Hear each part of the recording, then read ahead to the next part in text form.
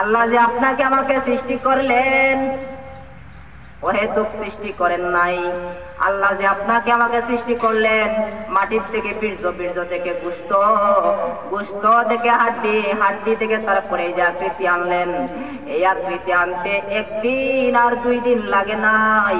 আমার আল্লাহ যে আপনাকে আমাকে এত সুন্দর একটা আকৃতি দান করলেন, এই আকৃতিতে একদিন আর 2 দিনে আসে নাই। আমার আল্লাহ এত বড় বিশাল বিশাল আসমান, বিশাল বিশাল জমিন, বিশাল বিশাল নক্ষত্রাজি, এত বড় সূর্য, এত বড় চন্দ্র, আমার আল্লাহ সেই আসমান এবং জমিনকে বানাইতে কোরআনের মধ্যে বলেন ফি সিত্তাতি আইয়াম, আমি আল্লাহ এত বিশাল বিশাল আসমান, বিশাল বিশাল জমিন আমি আল্লাহ তৈরি করলাম মাত্র 6 দিনের মধ্যে। বিশাল বিশাল আসমান আমি ফিট করে ফেললাম। কোনো এই আসমানের মধ্যে কোনো খুঁটি নাই, কোনো কিছুই নাই। আমি আল্লাহ শূন্যের মধ্যে আমি আল্লাহ এত কিছু ফিট করে রাখলাম। ও দুনিয়ার মুসলমান, এত বিশাল বিশাল আসমান যদি আল্লাহ মাত্র 6 দিনে বানাইতে পারে, আমার আল্লাহ তো তোমাকে আমাকে সেই 6 দিনের তুলনায় 1 সেকেন্ড লাগার কথা না। কোথায় আসমান, কোথায় জমিন, আর কোথায় মানুষ, একটা পিঁপড়ার মতো সেই মানবকে আল্লাহ রব্বুল আলামিন সৃষ্টি করতে এত সময় লাগাইলেন কেন? মায়ের বেলেদানির মধ্যে আমার আল্লাহ এই মানবকে সৃষ্টি করার জন্য প্রায় 10 মাসের মতো আপনাকে আমাকে লাগাইলেন। মায়ের পেটের মধ্যে বেলিদানির মধ্যে 40 দিন 40 দিনের চিল্লা লাগায়া লাগায়া আল্লাহ রব্বুল আলামিন আপনাকে আমাকে সৃষ্টি করলেন। এত মায়া করে আপনাকে আমাকে সৃষ্টি করার কারণ কি? আল্লাহ রব্বুল আলামিন বলে মানুষ বানানি আমার উদ্দেশ্য। সেই মানুষ বানানোর পর যে মানুষ দুনিয়াতে চলাফেরা করবে, সেই দুনিয়াতে চলাফেরা করার জন্য আমি আল্লাহ মানুষের যা যা প্রয়োজন হয়, মানুষের চন্দ্রের প্রয়োজন আছে, মানুষের থাকার জায়গার প্রয়োজন আছে, মানুষের জমিনের প্রয়োজন আছে, আমি আল্লাহ সেই থাকা জায়গা জমিনের প্রয়োজনের জন্য মানবদেরকে দুনিয়ার মধ্যে প্রেরণের পূর্বে আমি আল্লাহ এত কিছু তৈরি করে রাখলাম। আমার আল্লাহ এত মায়া করে আমাদেরকে বানাইলেন, আমার আল্লাহর কি একটা বড় মন চায় না? এরে গোলাম, তুই একবার ফাঁকে ফাঁকে একবার আল্লাহ করে ডাক দিবি। আমার আল্লাহ এত আদর করে বানাইলেন একমাত্র আল্লাহর ইবাদত করার জন্য। অথচ বান্দা দুনিয়ার মোহনায় পড়ে, দুনিয়ার প্ররোচনায় পড়ে আমার আল্লাহকে একটা বার ডাক দেয় না। অথচ আমার আল্লাহর দৈনিক 5 বার এবং তাহাজ্জুদের সময় প্রথম আসমানে নেমে আসেন এবং বান্দা কোনো কিছু আল্লাহর কাছে চায় কিনা আল্লাহ অপেক্ষা করেন। কিন্তু বান্দা এমন নিমত হারাম, বান্দা সারাটা দিন যায় একবার আল্লাহ কইয়া ডাক দেয় না। আল্লাহ পাক যেহেতু এই দুনিয়ার মধ্যে আছেন, একদিন আবার এই দুনিয়া থেকে চলিয়া যাইতে হবে। দুনিয়া থেকে যখন চলিয়া যাব, মৃত্যু এমন একটা মৃত্যু, এমন একটা আজল, যে আজল প্রত্যেক মানুষকে পাকড়াও করবে, এর থেকে কোনো মানুষ রেহাই পাইবে না। কুল্লু নাফসিন যায়িকাতুল মাউত, প্রত্যেক মানব প্রাণী মৃত্যুর স্বাদ ভোগ করতে হবে। করবেন আমাদের গ্রামের নবাহ আলিম কারি মৌলানা কমরউদ্দিন রুবেল সাহেব, কারি মৌলানা কমরউদ্দিন রুবেল সাহেব দামাত বরকাতুহু।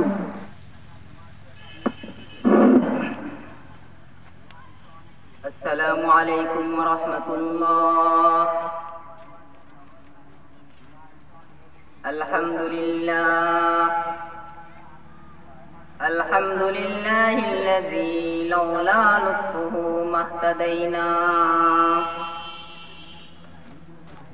ولولا فضله ما تصدقنا ولا صلينا ولا صمنا ولا ضحينا ونشهد أن لا إله إلا الله وحده لا شريك له ونشهد أن سيدنا ومولانا محمد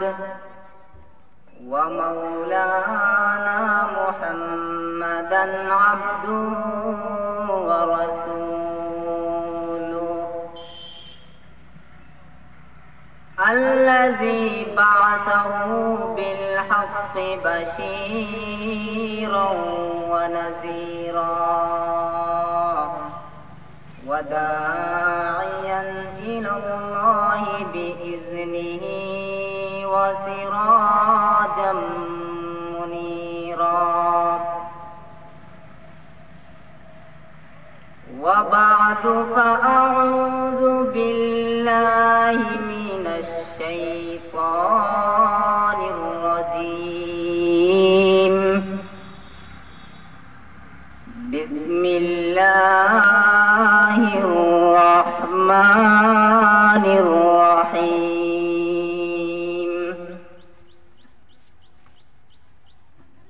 كل نفس ذائقة الموت إلى آخر الآية. وقال تعالى إذا وضع العبد في قبره وقال النبي صلى الله عليه وسلم إذا وضع العبد في قبره جاء القرآن والصلاة عن يمينه والصيام عن شماله وعمل الصالحات عند رجليه أو كما قال النبي عليه الصلاة والسلام سبحانك لا علم لنا إلا ما علمتنا إنك أنت العليم الحكيم رب اشرح لي صدري ويسر لي أمري واحلل عقدة من لساني يفقه قولي सूरज ने दिया अपनी शुआओं को ये पैगाम सूरज ने दिया अपनी शुआओं को ये पैगाम दुनिया है अजब चीज कभी सुबह कभी शाम दुनिया है अजब चीज कभी सुबह कभी शाम दुनिया में हो दुनिया का तलबगार नहीं हो दुनिया में हो दुनिया का तलबगार नहीं हो बाजार से गुजर हो खरीदार नहीं हो बाजार से गुजर हो खरीदार नहीं हो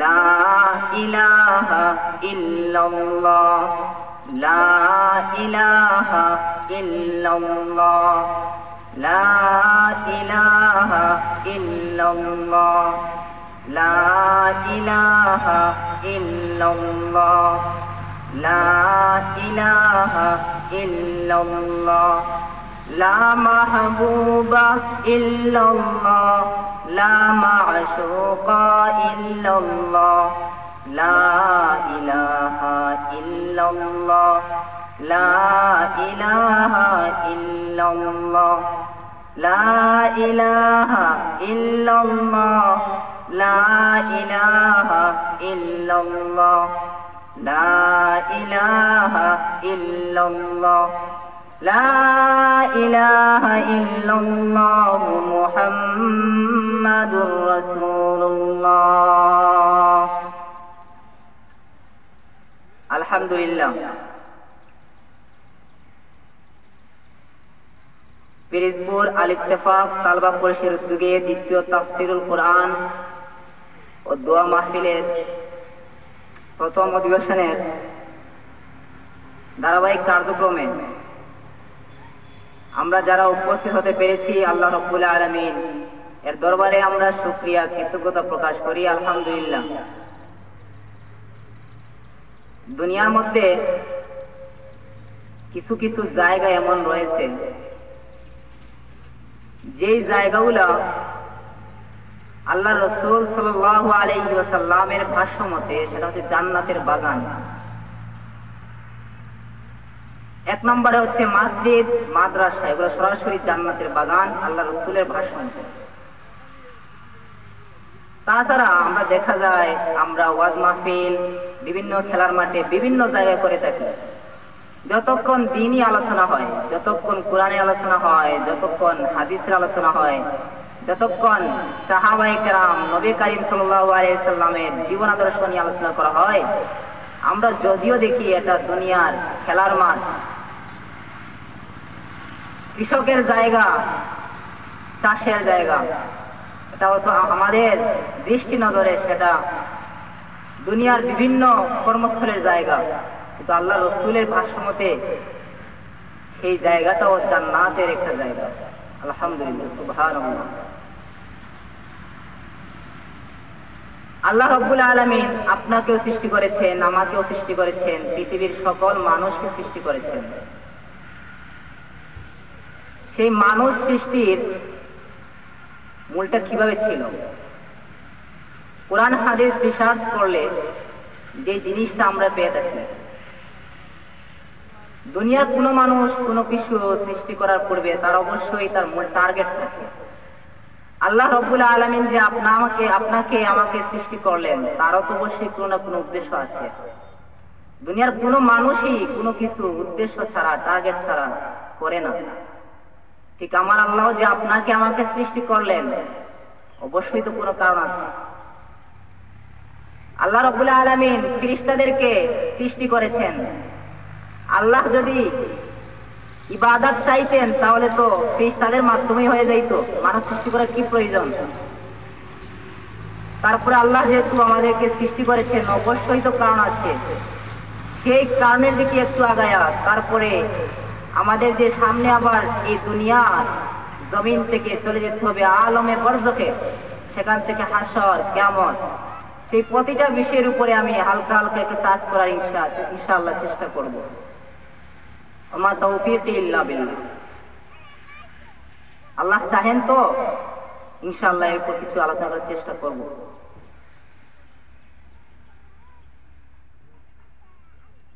আল্লাহ রাব্বুল আলামিন কোরআনে কারিমের মধ্যে বলেন, আমি যে মানুষকে সৃষ্টি করলাম, আমরা দেখতেছি আমাদের হাত আছে, পা আছে, চেহারা আছে, মাথা আছে, বিভিন্ন শরীরে বিভিন্ন অঙ্গাবলী আছে, কিন্তু এই অঙ্গটা কিভাবে আসলো এগুলো কোরআন থেকে আমরা শুনি।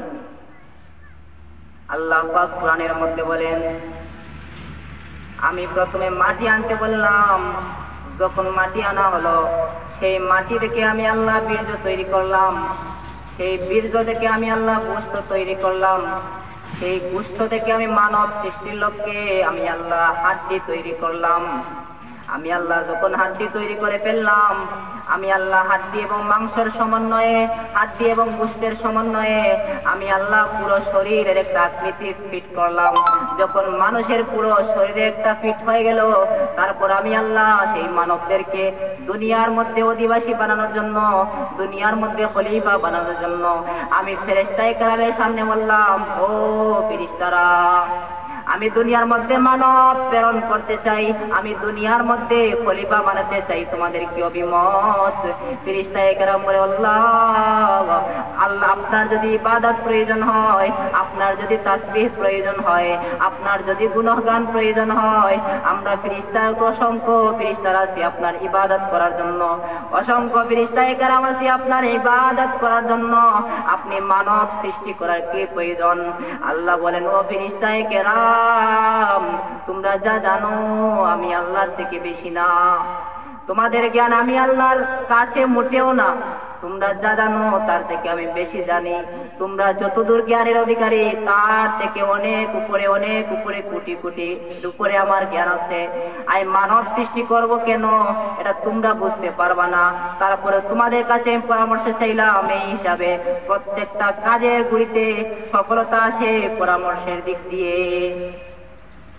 আল্লাহ যে আপনাকে আমাকে সৃষ্টি করলেন অহেতুক সৃষ্টি করেন নাই।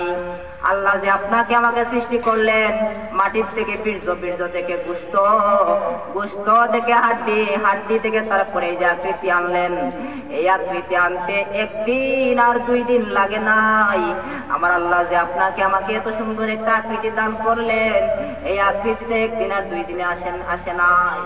আমার আল্লাহ এত বড় বিশাল বিশাল আসমান, বিশাল বিশাল জমিন, আমার আল্লাহ এত বিশাল বিশাল আসমান, বিশাল বিশাল জমিন, বিশাল বিশাল নক্ষত্রাজি, এত বড় সূর্য, এত বড় চন্দ্র, আমার আল্লাহ সেই আসমান এবং জমিনকে বানাইতে কোরআনের মধ্যে বলেন ফি সিত্তাতি আইয়াম। আমি আল্লাহ এত বিশাল বিশাল আসমান, বিশাল বিশাল জমিন আমি আল্লাহ তৈরি করলাম মাত্র 6 দিনের মধ্যে।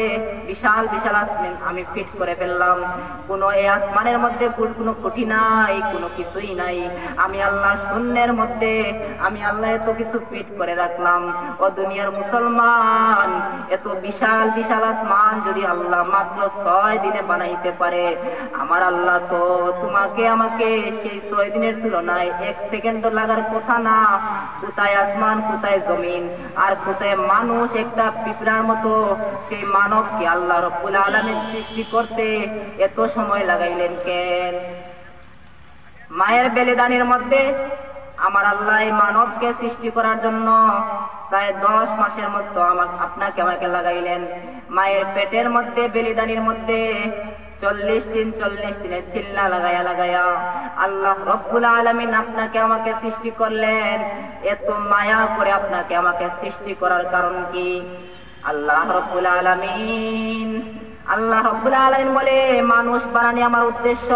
সেই মানুষ বানানোর পর যে মানুষ দুনিয়াতে চলাফেরা করবে, সেই দুনিয়াতে চলাফেরা করার জন্য আমি আল্লাহ মানুষের যা যা প্রয়োজন হয়, মানুষের চন্দ্রের প্রয়োজন আছে, মানুষের থাকার জায়গার প্রয়োজন আছে, মানুষের জমিনের প্রয়োজন আছে, আমি আল্লাহ সেই থাকা জায়গা জমিনের প্রয়োজনের জন্য মানবদেরকে দুনিয়ার মধ্যে প্রেরণের পূর্বে আমি আল্লাহ এত কিছু তৈরি করে রাখলাম। আমার আল্লাহ এত মায়া করে আমাদেরকে বানাইলেন, অথচ আমরা আল্লাহর ইবাদত করি না। মা বাবাকে যদি সন্তান একবার মা বাবা বলে ডাক না দেয়, মা বাবা বড় বেজার হয়। আর আমার তোমার আল্লাহ এত আদর করিয়া তোমাকে আমাকে বানাইছেন, অথচ বান্দা সারাটা দিন যায় একবার আল্লাহকে ডাক দেই না। আমার আল্লাহর কি একটা বড় মন চায় না? এরে গোলাম, তুই একবার ফাঁকে ফাঁকে একবার আল্লাহ করে ডাক দিবি। আমার আল্লাহ এত আদর করে বানাইলেন একমাত্র আল্লাহর ইবাদত করার জন্য, অথচ বান্দা দুনিয়ার মোহনায় পড়ে, দুনিয়ার প্ররোচনায় পড়ে আমায় আল্লাহকে একটা বার ডাক দেয় না। অথচ আমার আল্লাহ দৈনিক 5 বার এবং তাহাজ্জুদের সময় প্রথম আসমানে নেমে আসেন এবং বান্দা কোনো কিছু আল্লাহর কাছে চায় কিনা আল্লাহ অপেক্ষা করেন। কিন্তু বান্দা এমন নিমক হারাম, বান্দা সারাটা দিন যায় একবার আল্লাহ কইয়া ডাক দেয় না। আল্লাহ পাক যেহেতু এই দুনিয়ার মধ্যে আনছেন, একদিন আবার এই দুনিয়া থেকে চলিয়া যাইতে হবে। দুনিয়া থেকে যখন চলিয়া যাব, মৃত্যু এমন একটা আজল, যে আজল প্রত্যেক মানুষকে পাকড়াও করবে, এর থেকে কোনো মানুষ রেহাই পাইবে না। কুল্লু নাফসিন যায়িকাতুল মাউত, প্রত্যেক মানব প্রাণী মৃত্যুর স্বাদ ভোগ করতে হবে। মৃত্যুর যন্ত্রণাটা কেমন সেদিনও কিতাবের মধ্যে দেখলাম।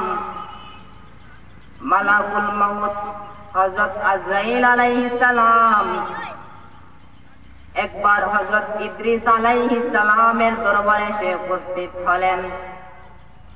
হাদিস থেকে বলতেছি, মালাকুল মাউত যখন পয়গম্বর ইদ্রিস আলাইহিস সালামের দরবারে আসছেন। আসার পর বলেন, রে পয়গম্বর ইদ্রিস, আমি হচ্ছি মালাকুল মউত আজরাইল। ইদ্রিস আলাইহিস সালাম বলে, আপনি কি সত্যি আজরাইল আলাইহিস সালাম? মালাকুল মউত বলে, হ্যাঁ আমি মালাকুল মউত। ইদ্রিস আলাইহিস সালাম বলে, মালাকুল মউত, আমি তো শুনছি আপনি মানুষের জান কবজ করেন, সেই জান কবজের সময় মানুষের অনেক কষ্ট হয়। আজকে আমি আপনার কাছে, আল্লাহর কাছ থেকে আপনি অর্ডার আনেন, আমাকে এখনই আপনি জান কবজ করবেন এবং তারপরে আমাকে আবার জীবিত করবেন। আমি একটু অনুভব করব মানুষের মৃত্যুটা কত কষ্টকর হয়, আমি একটু অনুভব করব। আল্লাহর আদেশে হযরত মালাকুল মউত আজরাইল আলাইহিস সালাম আল্লাহর আদেশে হযরত ইদ্রিস আলাইহিস সালামের জান কবজ করলেন। জান কবজ করার পর কিছু মুহূর্ত পর হযরত ইদ্রিস আলাইহিস সালামের জান আবার ফেরত দিলেন। ফেরত দেওয়ার পরে বলে, পয়গম্বর ইদ্রিস, আল্লাহর আদেশে তো তোমার জান কবজ করলাম, জান কবজ করার পর আবার তোমাকে জীবিত করলাম। এই যে তোমার দেহের মধ্যে জান নিলাম, আবার জান দিলাম, এই মৃত্যুটা তুমি কতটুকু যন্ত্রণা অনুভব করলে? পয়গম্বর ইদ্রিস আলাইহিস সালাম বলে, ও মালাকুল মউত আজরাইল, মৃত্যু যন্ত্রণাটা এত কষ্টদায়ক আমি এতদিন বুঝতে পারি নাই, আজকে বুঝতেছি। মানুষের জ্যান্ত শরীর থেকে যদি, মানুষের জীবিত শরীর থেকে যদি মাংসকে আলাদা করা হয়, মাংসকে জ্যান্ত শরীর থেকে যদি পৃথক করা হয়, জ্যান্ত শরীর থেকে মাংস পৃথক করার সময় যে ব্যথা, যে কষ্ট, যে যন্ত্রণা অনুভব হয়, তার থেকে শত শত কোটি কোটি যন্ত্রণা আমি জান কবজের সময় আমি অনুভব করলাম। পয়গম্বর ইদ্রিস আলাইহিস সালাম তিনি যদি এত কষ্ট অনুভব করে, পয়গম্বর হওয়া সত্ত্বেও যদি তিনি এত কষ্ট অনুভব করে, আর আপনি আমি তো এত নগণ্য গুলাম, ডানে তাকাইলে গুনাহ, বামে তাকাইলে গুনাহ, সামনে তাকাইলে গুনাহ, পিছনে তাকাইলে গুনাহ। আপনার আমার জীবনে গুনাহ ছাড়া কিছুই নাই। আপনি যেদিকে তাকাইন না কেন সব দিকে গুনাহ আর গুনাহ। হাঁটতেছি গুনাহ করতেছি, চোখ দিয়া তাকাইতেছি গুনাহ করতেছি, হাত দিয়া কোনো কাজ সম্পাদন করতেছি গুনাহ করতেছি। পয়গম্বরের যদি মৃত্যু যন্ত্রণাটা এমন ভয়াবহ, এমন কষ্টকর হয়, তুমি আমি বান্দা তো গুনাহ করিয়া জীবন যৌবন সব ধ্বংস করিয়া ফেলছি। তোমার আমার মৃত্যুটা কত ভয়ানক হবে একটু চিন্তা করো রে মুমিন। মৃত্যু যে হবেই হবে, এক সেকেন্ড আগে হবে না, এক সেকেন্ড পরে হবে না। নির্দিষ্ট জায়গায়, নির্দিষ্ট স্থানে প্রত্যেকের মৃত্যুর জন্য, জান কবজের জন্য মালাকুল মউত আল্লাহর আদেশ পালন করার জন্য চলে আসবে।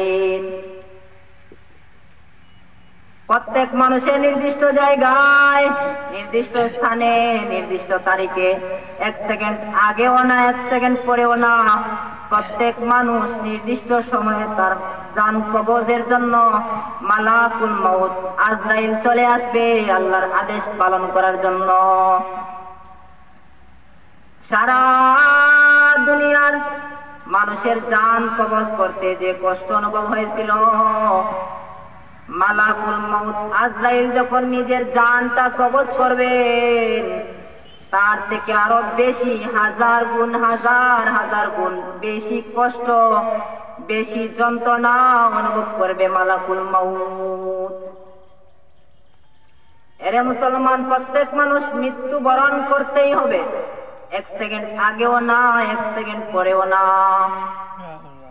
পয়গম্বর সুলাইমান আলাইহিস সালামের নাম এমন মানুষ নাই যে পয়গম্বর সুলাইমান আলাইহিস সালামের নাম শুনে নাই। আমাদের এখন ইয়ং জেনারেশন, যুবক ভাইরা পয়গম্বর 20 জন পয়গম্বরদের নাম বলতে পারবে না। নাম বলতে পারবে আর্জেন্টিনা, ব্রাজিল, ভারত, পাকিস্তান এমন খেলোয়াড়দের। আমাদের যুবক ইয়াং জেনারেশনরা 20 জন বললেও পয়গম্বরদের নাম বলতে পারবে না, 10 জন সাহাবায়ে কেরামের নাম বলতে পারবে না, 10 জন জান্নাতের সার্টিফিকেট প্রাপ্ত 10 জন সাহাবায়ে কেরামের নাম বলতে পারবে না। এশিয়া মহাদেশের মধ্যে যুগশ্রেষ্ঠ একজন আলেমের নাম যুবক ইয়াং জেনারেশনরা বলতে পারবে না। পয়গম্বর সুলাইমান আলাইহিস সালাম এর দরবারে একবার তার উজির মন্ত্রীও ছিল। এমন সময় মালাকুল মউত আজরাইল চলে আসলেন। মালাকুল মউত আজরাইল দীর্ঘক্ষণ পয়গম্বর সুলাইমান আলাইহিস সালামের সাথে কথা বলতেছেন। জানেননি কে পয়গম্বর সুলাইমান আলাইহিস সালাম? বা সুলাইমা দাদে মুলক সরওয়ারি শুধুমতি খাটিয়া বলো শুধুমতি আয়ে খাতে ওয়াপরি। পয়গম্বর সুলাইমান আলাইহিস সালাম এর দরবারে মালাকুল মউত হাজির হলেন। আসার পর মালাকুল মউত দীর্ঘ টাইম পয়গম্বর সুলাইমান আলাইহিস সালামের সাথে কথা বললেন। বিদায় বেলা সালাম দিয়ে পয়গম্বর মালাকুল মউত পয়গম্বর সুলাইমান আলাইহিস সালামের দরবার থেকে চলে গেলেন। যাওয়ার সময় যখন তিনি চলে গেলেন, তার উজির পয়গম্বর সুলাইমান আলাইহিস সালামকে বলে, ও পয়গম্বর সুলাইমান আলাইহিস সালাম, এই যে আপনার সাথে দীর্ঘ টাইম একজন মানুষ কথা বলল, এই মানুষটাকে একটু পরিচয় যদি দিতেন। পয়গম্বর সুলাইমান আলাইহিস সালাম বলে, রে উজির, এই দীর্ঘ টাইম যে ব্যক্তি আমার সাথে কথোপকথন করলো, এই ব্যক্তি আর কেউ না, এই ব্যক্তি তোমার আমার জান কবজকারী মালাকুল মউত আজরাইল। উজির বলে, পয়গম্বর সুলাইমান আলাইহিস সালাম, আমার বড় ভয় হয়, না জানি মালাকুল মউত আমার আশেপাশে ঘোরাফেরা করতেছে, কখন না জানি আমার জান কবজ করিয়া ফেলে। আপনার কথায় তো বাতাস চলে, আপনার কথায় তো পাখিরা শুনে, আপনার কথা তো এদিক সেদিক হয় না। আপনি যাই বলেন সব কিছু আপনার মন মতো হয়। আল্লাহ রব্বুল আলামিন আপনাকে এই পাওয়ারটা দিয়েছেন। ও পয়গম্বর সুলাইমান আলাইহিস সালাম, আল্লাহর কাছে আপনি আদেশ নিয়ে বাতাসকে অর্ডার করেন, না জানি সেই মালাকুল মউত আমার জান কবজ করে ফেলে। আপনি আল্লাহর কাছে হুকুম নেন, আমাকে যেন এই শহর থেকে ভিন্ন আরেকটা শহরে এই বাতাসের মাধ্যমে আমাকে যেন এই স্থান থেকে অন্য স্থানে স্থানান্তর করা হয়। পয়গম্বর সুলাইমান আলাইহিস সালাম বাতাসকে অর্ডার করে বললেন, ও বাতাস, আমার উজিরকে তুমি স্থান থেকে অমুক শহরে নিয়ে চলে যাও। বাতাস সুলাইমান আলাইহিস সালামের অর্ডারে উজিরকে এক স্থান থেকে অন্য শহরে নিয়ে চলে গেল। সেখানে যাওয়ার পর এবার মালাকুল মউত আজরাইল সুলাইমান আলাইহিস সালামের দরবারে এসে হাজির। সুলাইমান আলাইহিস সালামের দরবারে এসে বলে, ও পয়গম্বর সুলাইমান, আমাকে একটা প্রশ্নের জবাব দাও। আমি বড় আশ্চর্যান্বিত হলাম। আমি আল্লাহর আদেশে এই বান্দাটার আপনার উজিরের জান কবজের জন্য আপনার নিকট চলে আসলাম, কিন্তু যখন এসে দেখি ওই বান্দাটা যার সামনে রিসেন্টলি তার জান কবজ করা হবে, এই বান্দাকে যখন আপনার পাশে এসে দেখলাম, আমি বড় আশ্চর্যান্বিত হলাম। আমার আদেশ হলো এই বান্দাকে এই স্থানে জান কবজের জন্য নয়, এই বান্দাকে অমুক শহরে জান কবজের জন্য আল্লাহ পাকে নির্দেশ। কিন্তু আমি যখন দেখলাম এই বান্দার মৃত্যুটা কয়েক সেকেন্ডের মধ্যেই তার মৃত্যুটা হবে, কিন্তু আমি যখন এসে দেখলাম ওই বান্দাটা ওই শহরে নাই, ওই বান্দাটা অন্য একটা শহরে আপনার কাছে বসে আছে, আমি বড় আশ্চর্যান্বিত হলাম। আল্লাহ যে বলছেন মানুষের মৃত্যু নির্দিষ্ট জায়গায় নির্দিষ্ট স্থানে হবে, 1 সেকেন্ড আগে হবে না, 1 সেকেন্ড পরে হবে না, মানুষের যেই জায়গায় যেই স্থানে মৃত্যু লেখা ওই স্থানে মৃত্যু হবে। এবার মালাকুল মউত পয়গম্বর সুলাইমান আলাইহিস সালামের দরবার থেকে চলে গেলেন।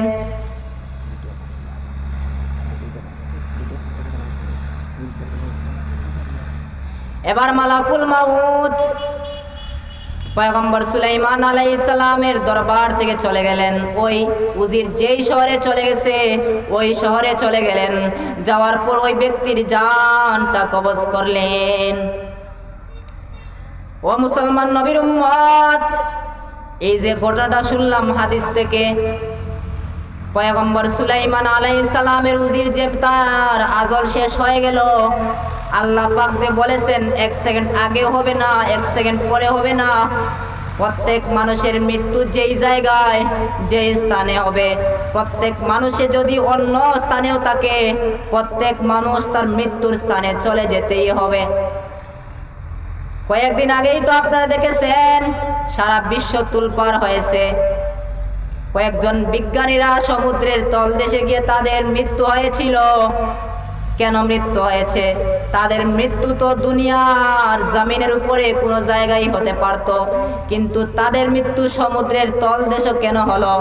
আল্লাহ পাক যে বলছেন প্রত্যেক মানুষের নির্দিষ্ট স্থানে নির্দিষ্ট জায়গায় 1 সেকেন্ড আগেও হবে না 1 সেকেন্ড পরে হবে না। একজন মানুষের মৃত্যু গোয়াইনঘাটের জমিনে লেখা, এই মানুষের মৃত্যু কখনো সিলেক্ট হবে না। একজন আমার যদি মৃত্যু এই মাহফিলেই হয়, আমার মৃত্যু কখনো গোয়াইনঘাট বাজারে হবে না, সিলেট শহরে হবে না।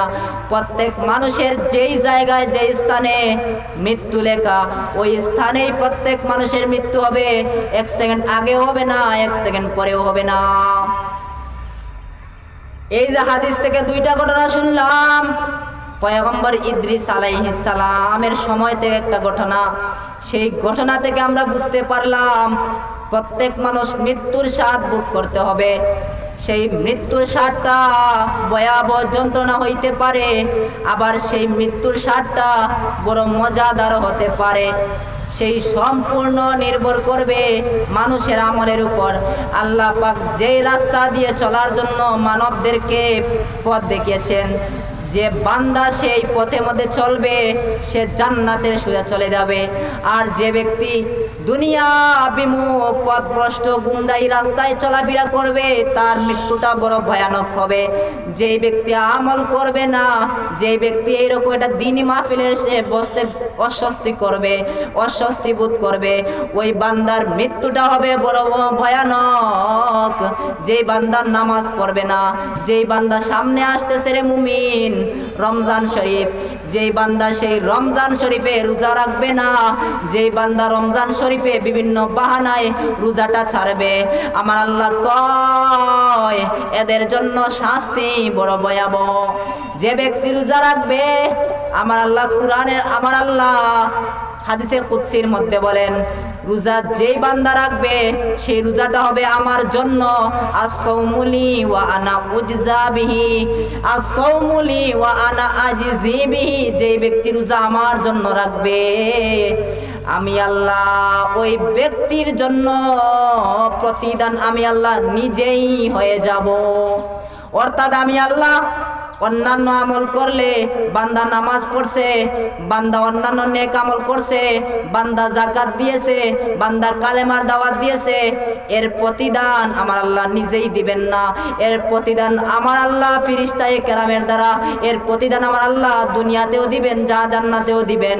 কিন্তু যেই বান্দা রোজা আমি আল্লাহর জন্য একনিষ্ঠতার সহিত রাখবে, আমি আল্লাহ ওই বান্দার প্রতিদান স্বরূপ আমি আল্লাহ নিজেই হয়ে যাব, এবং আমি আল্লাহ ওই বান্দাকে প্রতিদান আমি আল্লাহ নিজেই প্রতিদান দিয়ে দিব।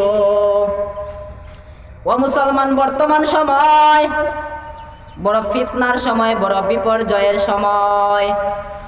এখন মানুষ রোজা রাখে না, অথচ রোজা রাখার অনেক সুন্নত তরিকা রয়েছে। যেমন হাদিসের মধ্যে রয়েছে, মুসলিম শরীফের হাদিস, আমার নবীজি শুধু যে রমজান মাসে রোজা রাখতেন এমন না, আমার নবীজি সারাটা বছর প্রতিটা সপ্তাহের প্রতিটা সোমবার এবং প্রতিটা বৃহস্পতিবার রোজা রাখতেন। অথচ এই সমাজে দেখা যায় বান্দা এখন মানুষেরা রোজা রাখে না, মানুষেরা বিভিন্ন বাহানায় চলতে থাকে। আমার নবীজি প্রতি সপ্তাহের প্রতি সোমবার এবং বৃহস্পতিবার রোজা রাখতেন। সাহাবায়ে কেরাম প্রশ্ন করে বললেন, ও পয়গম্বর, আপনি প্রতি সোমবার এবং প্রতি বৃহস্পতিবার রোজা রাখেন কেন? মুসলিম শরীফের হাদিস, মুসলিম শরীফ থেকে এই হাদিসটা বর্ণনা করতেছি। আমার নবীজি প্রতি সোমবার এবং প্রতি বৃহস্পতিবার রোজা রাখতেন। সাহাবায়ে কেরাম প্রশ্ন করে বললেন, ও পয়গম্বর, আপনি প্রতি সোমবার এবং প্রতি বৃহস্পতিবার রোজা রাখেন কেন? পয়গম্বর আরবি সাল্লাল্লাহু আলাইহি ওয়াসাল্লাম বলে, ও সাহাবায়ে কেরাম, আমি দুইটা কারণে প্রতি সোমবার এবং প্রতি বৃহস্পতিবার রোজা রাখি। তন্মধ্যে প্রধান যে কারণ হলো, আমি পয়গম্বর যখন দুনিয়াতে আসি, মা আমেনার গর্ভের মাধ্যমে যখন আমি দুনিয়াতে আসি, ওই দিনটা ছিল সোমবার। আমি পয়গম্বর শুকরিয়া আদায়ের জন্য আল্লাহর কাছে শুকরিয়া আদায়ের জন্য রোজার মাধ্যমে শুকরিয়া আদায় করি। দ্বিতীয় কারণ হলো, আমার উপর যখন কুরআন নাজিল হয় ওই দিনটাও ছিল সোমবার। আমি পয়গম্বর শুকরিয়া আদায়ের জন্য ওই দিনটাতে রোজা রাখি। হাদিস থেকে কি বুঝলাম? আমার নবীজি প্রতি সপ্তাহের প্রতি সোমবার রোজা রাখেন, একমাত্র কারণ হলো আমার রসুলের আল্লাহর কৃতজ্ঞতা প্রকাশ করার জন্য। কেননা এই দিনে আমার নবীজি দুনিয়াতে আসলেন, নবীজি সেই হ্যাপি বার্থডে জন্মদিবস পালন করেছেন রোজা রাখার মাধ্যমে। কিন্তু আমাদের সমাজে এখন দেখা যায় জন্মদিবস আসে, তারা জন্মদিবস পালন করে কেক, বিভিন্ন কেক, ইহুদিদের প্রথা, ইহুদিদের কালচার দিয়ে এখন আমাদের যুবক সমাজেরা, যুবক ইয়াং জেনারেশনরা এখন জন্মদিবস পালন করে ইহুদি, খ্রিস্টান, নাসারাদের কালচার বাস্তবায়নের মাধ্যমে। নাউজুবিল্লাহি মিন যালিক। অথচ আমার নবীজি জন্মদিবস পালন করে দেখিয়ে গেছেন কুরআন সুন্নাহ মতো কিভাবে প্রত্যেক মানুষ তার জন্মদিবস পালন করবে। আল্লাহ নবীজি পরিষ্কারভাবে মুসলিম শরীফের হাদিস থেকে, কাতাদা রাদিয়াল্লাহু তাআলা বর্ণিত হাদিস থেকে পেলাম, আমার নবীজি জন্মদিবস পালন করতেন রোজা রাখার মাধ্যমে। ও দুনিয়ার মানুষ, আমার নবীজি এই বাস্তবায়নটা কেন করলেন? আমার নবীজি আল্লাহ রাব্বুল আলামিন যদি ওয়ামা ইয়ানতিকু আনিল হাওয়া ইন হুয়া ইল্লা ওয়াহয়ুন ইউহা, আমার নবীজি আমার আল্লাহ নবীজিকে যা জানান আমার নবীজি তাই জানেন, এর থেকে বেশি না। আমার নবীজি বুঝতে পারলেন আমার পরবর্তী উম্মতেরা তাদের জন্মদিবস পালন করবে ইয়াহুদি নাসারাদের প্রজাদের মতো। তারা ইয়াহুদি নাসারাদের মতো কেক কেটে তাদের জন্মদিবস পালন করবে, বিবাহ বার্ষিকী পালন করবে। তাদের যদি কোনো নির্দিষ্ট ভালো কোনো দিন থাকে, মেরিট ডে থাকে, তারা কেক কেটে তাদের জন্মদিবস পালন করবে। আমি নবীজি চাই কুরআন সুন্নাহ মতো সওয়াব দ্বারা যেন তাদের জন্মদিবস পালন করে। এই জন্য আমার মায়ার নবী সারাটা জীবন ভর রোজা রাখার মধ্যে জন্মদিবস পালন করে গেছেন। আমার নবীজি হাদিসের মধ্যে বলেন, নবীজি তার জীবন নবী তার জীবনে দেখায় গেছেন, ও উম্মতেরা, তোমরা যদিও রোজা রাখতে চাও, তোমরাও যদি হ্যাপি বার্থডে পালন করতে চাও, তাহলে রোজা রাখার মাধ্যমে হ্যাপি বার্থডে পালন করো। তাহলে কোরআনের অনুসরণে হবে, হাদিসের অনুসরণে হবে। কিন্তু যারা ইয়াহুদি নাসারাদের মতে কেক কেটে হ্যাপি বার্থডে পালন করবে, তারা কিন্তু কোরআনের সাথে সাংঘর্ষিক করলো, তারা ইয়াহুদি নাসারাদের অনুসরণ করলো। যারা ইয়াহুদি নাসারাদের অনুসরণ করলো তারা তাদেরই অন্তর্ভুক্ত হবে। এই রোজা রাখলে একদিকে তো সওয়াব হবেই, এই রোজার বদলা প্রতিদান আল্লাহ নিজেই দিবেন। অথচ এই কেক কাটলে, ইয়াহুদি নাসারাদের অনুসরণ করলে, কুরআন হাদিস রিসার্চ করে যে জিনিসটা পেলাম, যারা ইয়াহুদি নাসারাদের অনুসরণ করে কেক, হ্যাপি বার্থডে, জন্মদিবস পালন করবে, তারা সেই তাদের অন্তর্ভুক্ত হবে, তাদের দলীয় হবে। কিন্তু যারা রসুল যে জিনিসটা দেখিয়ে গেছেন জন্মদিবস পালন করে করতে হয়, যারা তারই অনুসরণ করবে, আল্লাহ রাব্বুল আলামিন এর নিজেই বদলা দিবেন, যেখানে আল্লাহ নিজেই প্রতিদান দিবেন। অথচ সেই কেক কাটলে আপনি তাদের অনুসরণ হবেন, সেই যাদের কালচার আপনি বাস্তবায়ন করছেন তাদেরও পর্যায়ভুক্ত হবেন। আর যারা রসুলের সুন্নত আদায় করবেন, রসুল যেভাবে জন্মদিবস পালন করে গেছেন আপনি যদি সেভাবে পালন করেন, আল্লাহ নিজেই আপনার প্রতিদান দিবেন। দেখেন আরেকটা বিষয় দেখেন, আপনার জন্মদিবস পালন করেন, সব তর্কের খাতিরে সব বাদই দিলাম।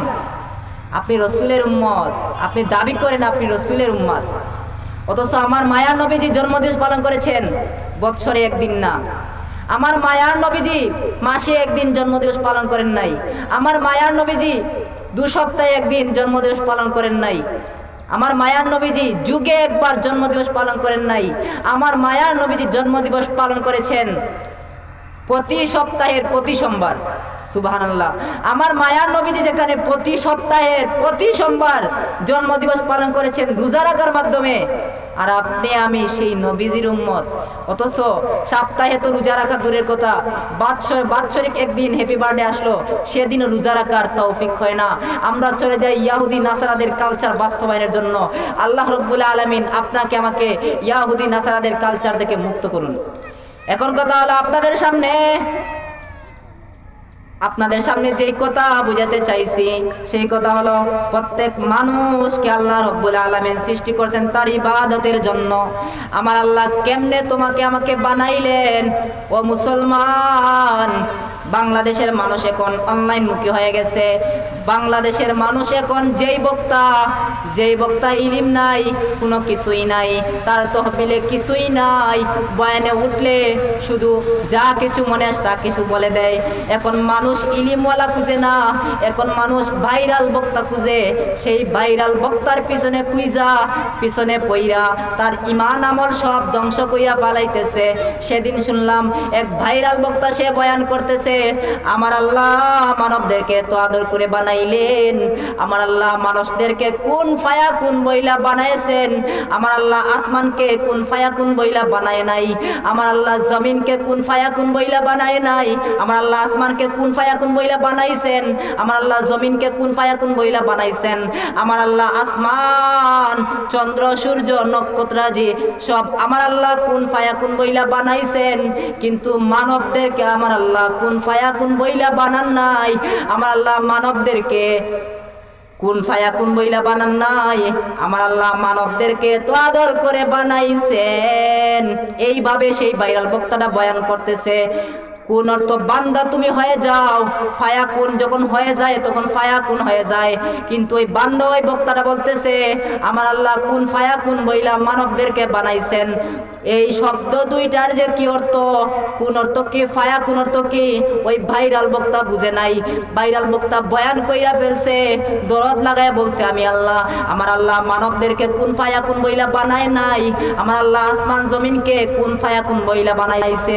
কোন অর্থ বান্দা হয়ে যাও, যখন বান্দাটা হয়ে যাইবে, যখন আসমান হয়ে যাইবে, যখন জমিনটা হয়ে যাইবে তখন ফায়াকুন হয়। কিন্তু বান্দা বলছে, ওই ভাইরাল বক্তা বলছে আমার আল্লাহ কোন ফায়াকুন বইরা বলছে।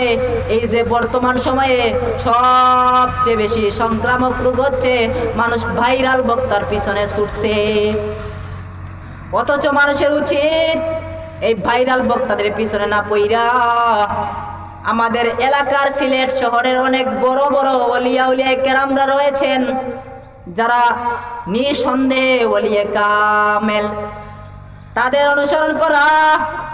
এই জমিনে তো পদার্পণ করেছেন শায়েখে বায়ামপুরি রহমতুল্লাহি আলাই, এই জমিনে তো পদার্পণ করেছেন শায়েখে ছত্রপুরি রহমতুল্লাহি আলাই, এই জমিনে তো পদার্পণ করেছেন শায়েখে হরিপুরি রহমতুল্লাহি আলাই, এই জমিনে তো পদার্পণ করেছেন শায়েখে চটি রহমতুল্লাহি আলাই, শায়েখে মুজাম্মিল রহমতুল্লাহি আলাই। এই জমিনে এখনো পদার্পণ করতেছেন। এই সিলেট তো 360 আউলিয়ার জমিন, এই জমিনে তো এখনো পদার্পণ করতেছেন শায়েখে লক্ষ্মীপুরি হাফিজাহুল্লাহ। আল্লাহ রাব্বুল আলামিন লক্ষ্মীপুরি হুজুরকে আরো দীর্ঘ নেক হায়াত দান করুন। তিনি এমন একজন ওলিয়ে কামেল, তার জুতা মুবারক ঠিক করার জন্য যখন তিনি রাস্তা দিয়ে বাইর হয়, সাধারণ মানুষের থেকে সবচেয়ে বেশি আকর্ষণ সৃষ্টি করে যাদের উপর, তারা হচ্ছে উলামায়ে আহলে হক। শায়েখে লক্ষ্মীপুরি এমন একজন ওলি, এক ওলিয়া। তিনি যখন একটা মাহফিলে যান, রাস্তা দিয়ে হাঁটেন, তখন হাজার হাজার শত শত আলেম উলামারা শায়েখে লক্ষ্মীপুরীর জুতা মুবারক ঠিক করে দেওয়ার জন্য, শায়েখে লক্ষ্মীপুরীর পা মুবারক একটু ছোঁয়ার জন্য, তার জুতা করে ঠিক করে দেওয়ার জন্য সাধারণ মানুষ লাগে না, বড় বড় মুহাদ্দিস শায়েখুল হাদিস, বড় বড় ওয়াইজিনে কেরাম, বড় বড় মুফতিয়ানে কেরাম, বড় বড় তাফসির বিশারদগণ সেই শায়েখে লক্ষ্মীপুরীর জুতা ঠিক করে দেওয়ার জন্য লাইনে দাঁড়ায় থাকে। আমাদের জমিনে আরেকজন ওলিয়ে কামেল শায়েখে রায়গড়ি হাফিজাহুল্লাহ, আল্লাহ রব্বুল আলামিন শায়েখে রায়গড়ি হাফিজাহুল্লাহ জীবনটা আরো সুদীর্ঘ করে দিন। তেনার শরীর খুবই দুর্বল, আমরা দোয়া করি আল্লাহ রব্বুল আলামিন তার হায়াতে জিন্দেগিটা আরো বাড়ায়া দেন। সেই শায়েখে রায়গড়ি একদিন আমাদের গোয়েনঘাটে আসলেন, হুইল চেয়ারে বসে আসলেন। সেই রায়গড়ি হুজুরের জুতা ঠিক করে দেওয়ার জন্য দেখলাম গোয়েনঘাটের বড় বড় মুহাদ্দিসরা সেই রায়গড়ি হুজুরের জুতা ঠিক করে দেওয়ার জন্য লাইনে দাঁড়ায় আছে। এই জমিনে তো এখনো পদার্পণ করতেছেন শায়েখে চাক্তার হুজুর দামাত বারাকাতুহুম, কিন্তু বর্তমান সময়ে আমরা এমন নিমক হারাম হয়ে গেলাম। ইন্নাল ইনসানা লিরাব্বিহি লাকানুদ, মানুষ বড় নিমক হারাম, মানুষ যার নুন খায় তার গুণ গায় না। মানুষ যত তুমি ভালো কাজ করো না কেন, মানুষ নিমক হারামি করবে, মানুষ বিরোধিতাই করবে। আমাদের শায়েখে চাক্তার বিরোধিতা যারা করতেছেন মনে রাখবেন, আমাদের বুজুর্গরা যদি ভুল কইরাই ফেলায় তারপরেও তো আমাদের মুরব্বী যারা শায়েখে চাক্তা এরকম আরো বড় বড় উলামায়ে কেরামের বিরুদ্ধে ফেসবুকে কলম চালায়। এরপর এর বিচার এই দুনিয়াতেই হবে, এর দুনিয়াতেই হবে। শায়েখে চাক্তা হাফিজাহুল্লাহর অন্তরে যে আঘাত লাগছে, যারা তার বিরুদ্ধে কলম চালাইছে দুনিয়াতেই এর শাস্তি পাওয়া যাইবে।